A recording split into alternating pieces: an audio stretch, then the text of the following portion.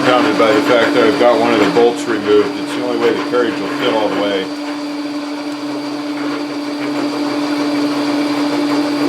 And I just need to flatten the head down on the bolt a little bit so the brake on the carriage doesn't quite clear it. Anyway.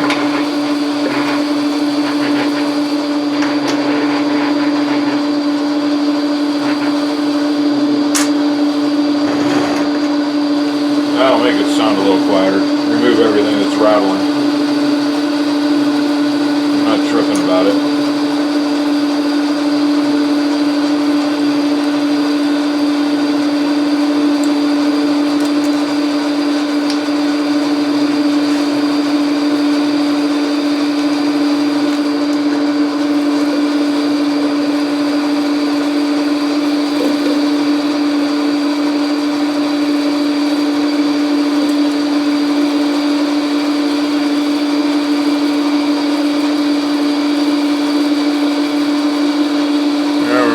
Good smoke now.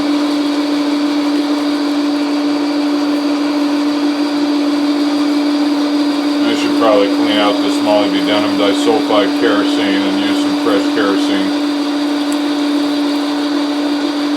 It's probably not great smoke that's being put into the air.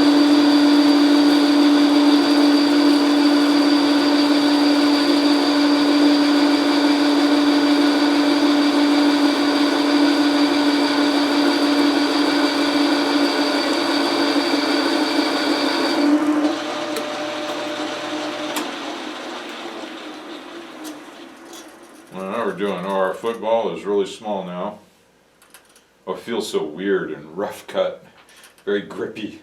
So this is the size of our football now. We're getting closer. Alright, let me zero this and bring this out. Here we go.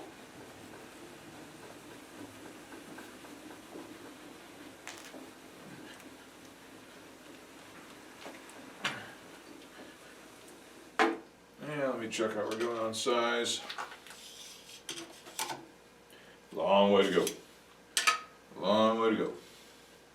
Set this back on 0.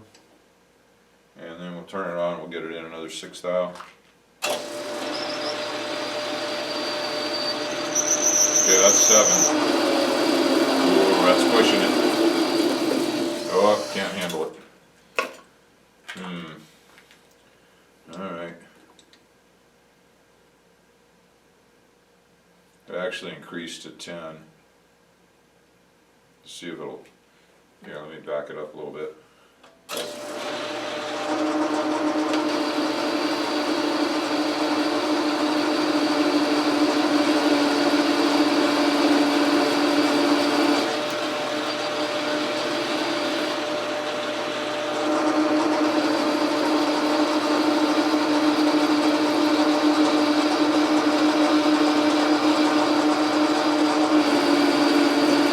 I guess I have my choice of slower feed and deeper cuts, faster feed and shallow cuts. It's probably the same difference on time.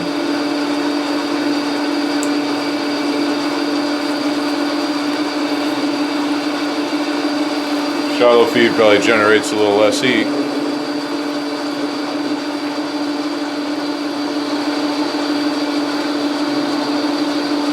I was going to change out this bucket.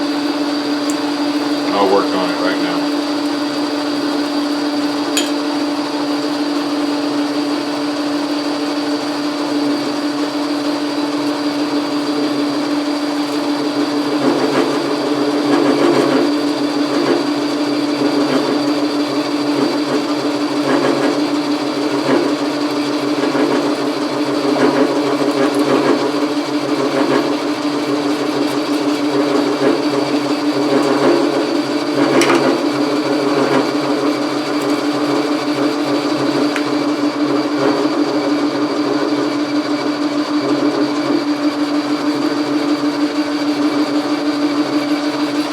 Maybe I should check the location of the cut vertically. It might be a little low. I think my cutter is a little bit low of center. It might be why it's got this little chatter going on. First I was assuming it was spinning the lead screw so fast, but I'm not so sure.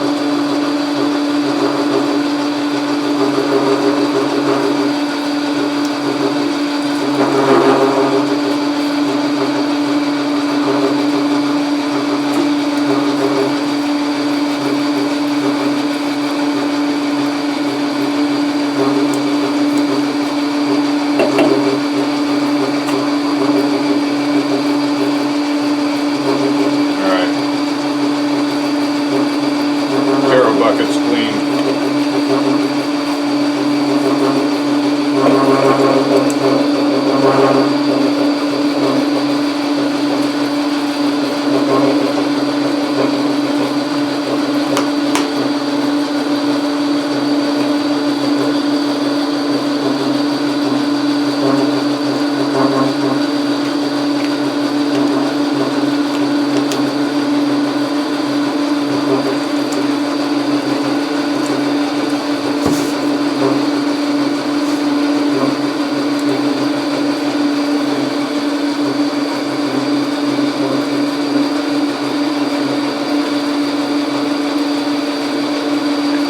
Go ahead and give it a fresh acid brush.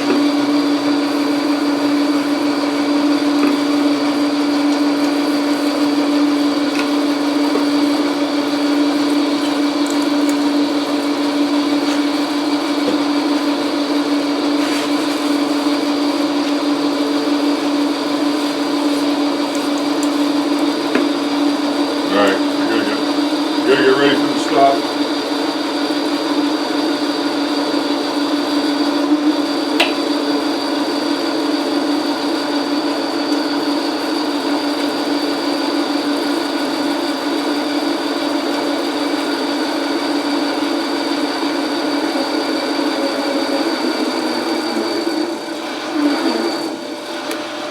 Huh. That's curious. Oh, we got swarf. And I gotta stay up on the swarf better. Look at this. And it's really tough stuff too. These are thick cuts here. Yeah, I gotta do a little better about staying on top of swarf cleanup. Yep. My bad.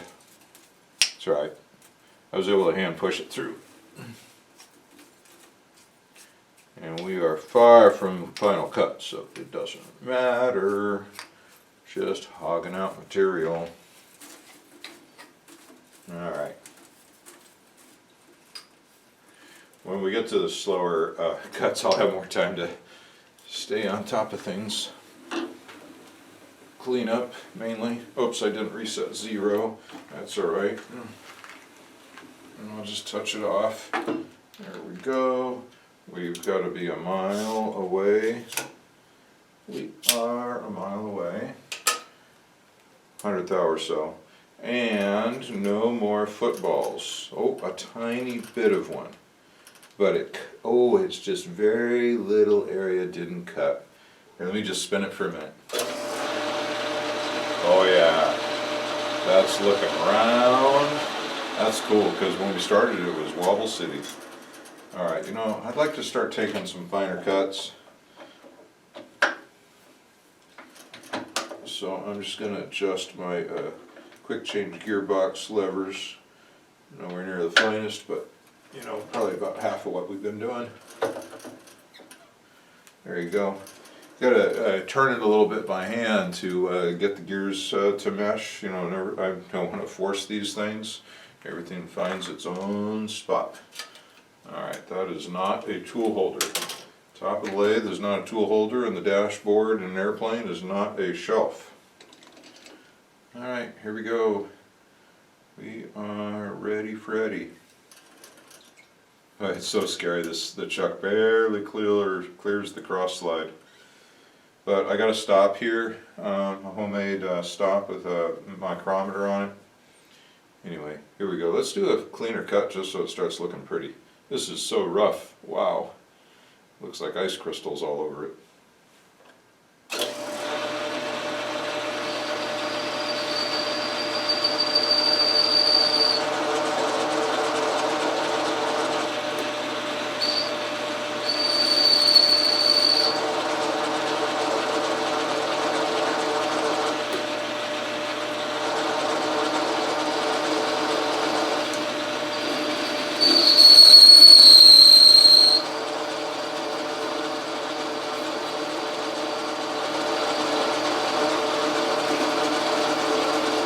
There we go. This is a bigger cut and finer pass, and it's really pretty. Not the finest pass by any means, but that's close too. Let's see what it says here. 30 and 1, 2, 3.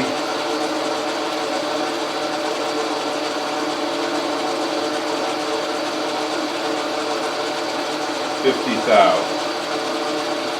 50 thou per turn. Big difference. Ow! Ow! I'm in sandals.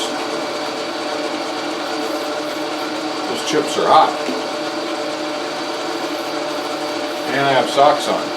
Not a good idea, I know. But hey, it's a home machine shop. We're not talking an OSHA approved workspace here.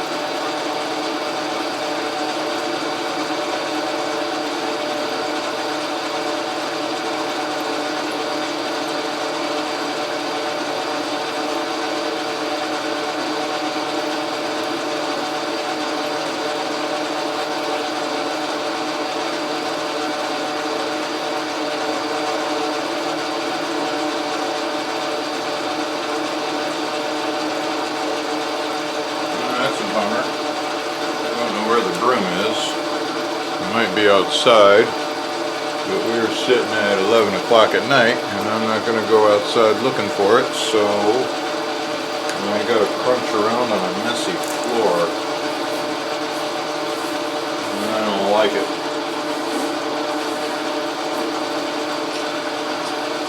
I might have to go get it.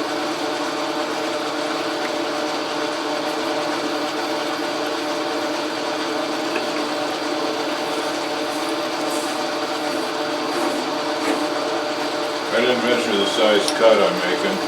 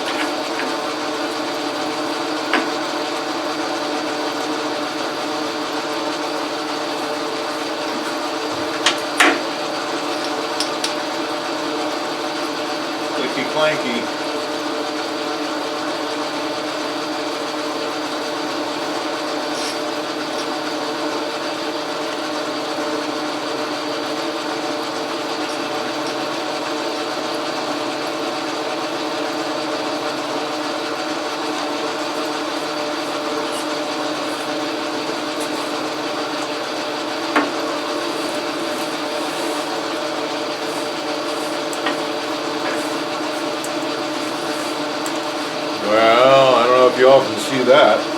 There's a healthy swarf pile.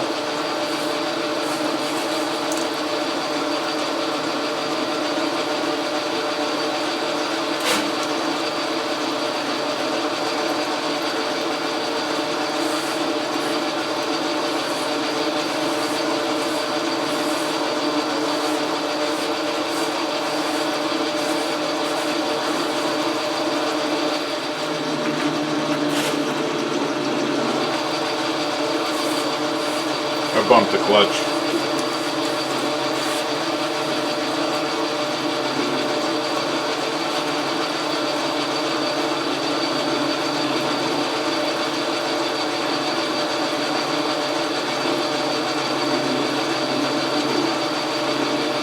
Oh, I forgot I was going to check the cutter height. Darn. I don't know, it's close.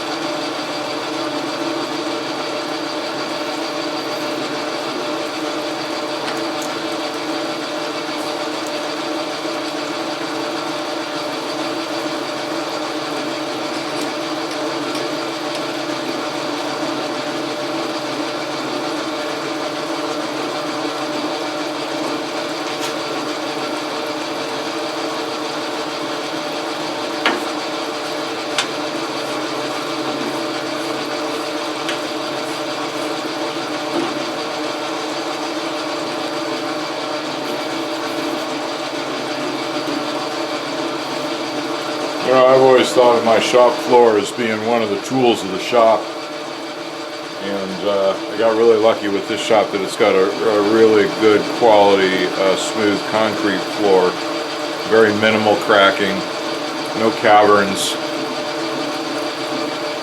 My last shop for, I don't know, 8 or 10 years, it was pretty rough. The floor, I mean. The slab is cracked and broken and tipped towards the walls. Pretty crooked. The walls were greenhouse panels. Tin roof. This shop is concrete block.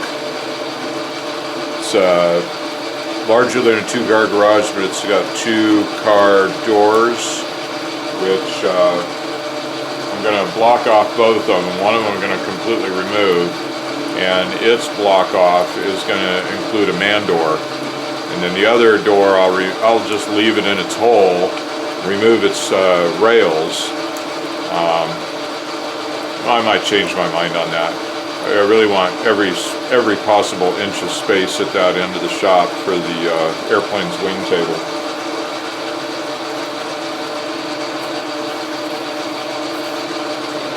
Yeah, this is a nice pass. It's not as fine as I'm going to want to be when we get close to done, but it's a pretty good cut, and by that I mean a pretty good size. I didn't measure it, but I'd say we're like a 10 or 12 thou on this pass, but finer cut, so the motor's able to handle it.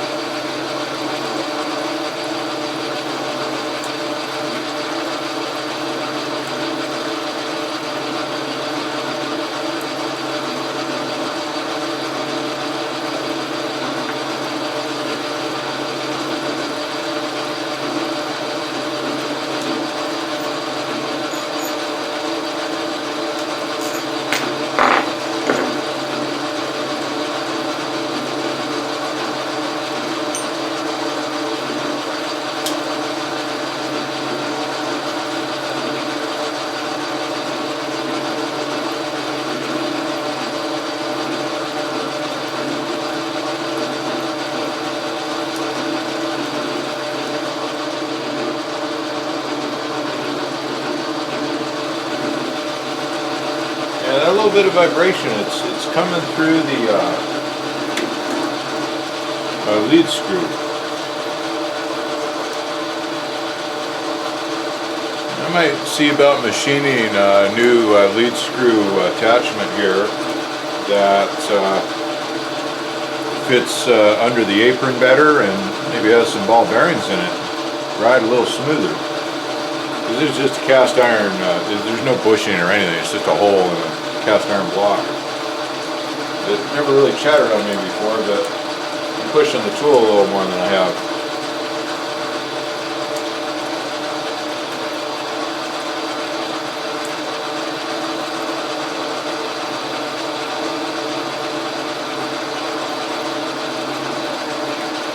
Okay, I'm going to try to remember on the next pass. I think we're ready to turn the speed up. And I just want to double check that the cutter is the right height. What is that right height? I don't know. I'm not a professional machinist, but I have a pretty good feel for where it cuts smooth or not, and I just want to double check it. Just below center, I guess, is where I, without Googling it first and making sure I'm right. To anybody watching this video, you better do it yourself. Don't take my word as wisdom. But it seems like just below center where I want to be. Maybe right on center, but that's hard to hit. And then maybe you're a little high. I'm shooting for just below.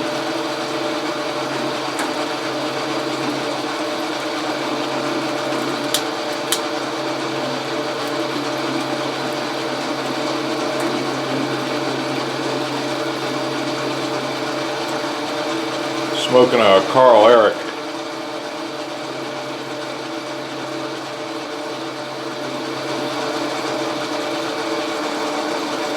There it is. Yep, Carl Eric. I lost a lot of pipes. I've given a lot away, and I lost a lot in a couple of moves. One of the storage sheds at the old shop was really wet. Some didn't survive that. I've had hundreds of pipes. I don't smoke them so much. They're not healthy. But a little bit, every now and then. I just love it. It's just same thing like guns. It's, you know, wood. Special, beautiful, fine-grained wood with color, character, figure. Fine-grained, holds the heat really good, and then you know, hand-shaped. And then the tobacco, it's a plant growing out of the ground. And, you know, don't inhale it, don't put it in your lungs. And it's still bad. I know it's bad. You get mouth cancers and throat cancers and all that crap. But you know what? I'm just, every now and then, I've been enamored with the tobacco pipe since I was a child. I used to drool over the Herder's catalog looking at the tobacco pipe ads. When I was a kid, I made my own pipes out of walnuts. I don't split the shell open, but carefully crack off the top of it and pick the meat out of it and drill a little hole near the bottom and stick a wheat straw out of the field, you know, a plant, a wheat straw in there. And it seems like something out of Huckleberry Finn, but I'm telling you, I did it. I bought pipe tobacco from the local little store. We lived out in the country. It was a country store. And, you know, I may not have even needed to use an excuse, but I used an excuse because I was a kid buying this tobacco. And I said it was for my catfish bait. I don't even know if that's possible. The guy sold it to me.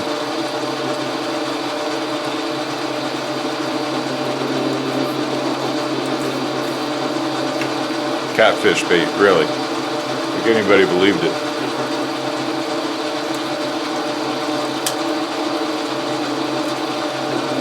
I was a fishing kid, though.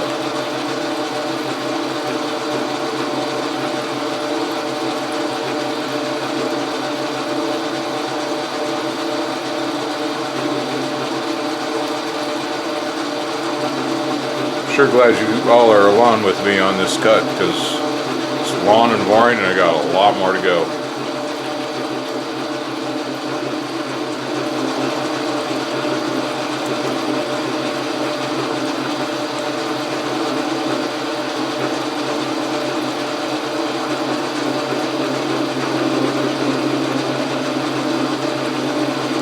I've got a number of interesting pipe rests. This piece of walnut burl just happens to be nicely shaped to work as a pipe rest. And I got a bigger one over there. I'll show you all sometime. That's all I wanted. Put a little bit of that Latakia flavor in my mouth.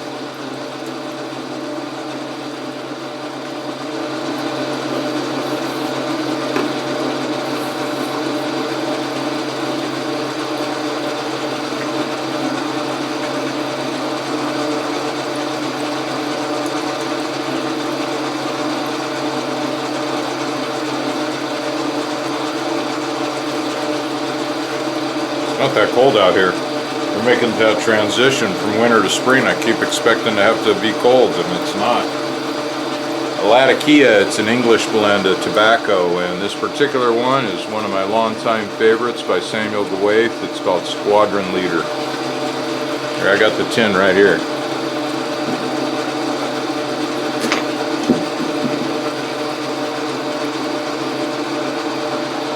Yeah, you know that appeals to my aviation sensibility.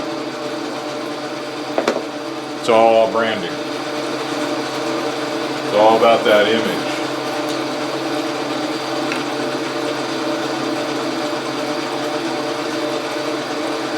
All right, I'm not forgetting swarf control.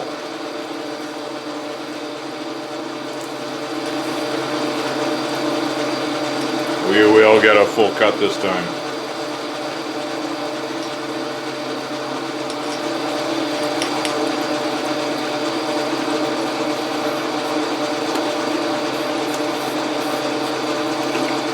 Be nice to have a smoother surface to work on. It's really rough oiling it. I'm using kerosene, of course. I think I already mentioned that.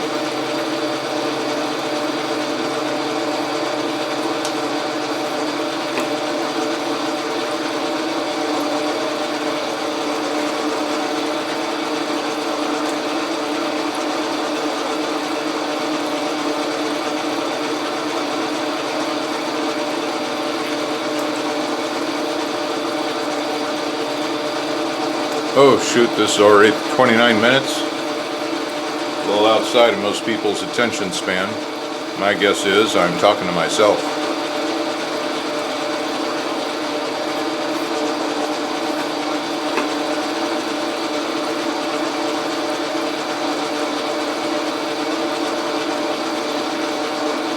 Alright, next time we're going to turn the speed up and I'll do another cut. Oh, we got 1 minute of battery left. I gotta find that charger.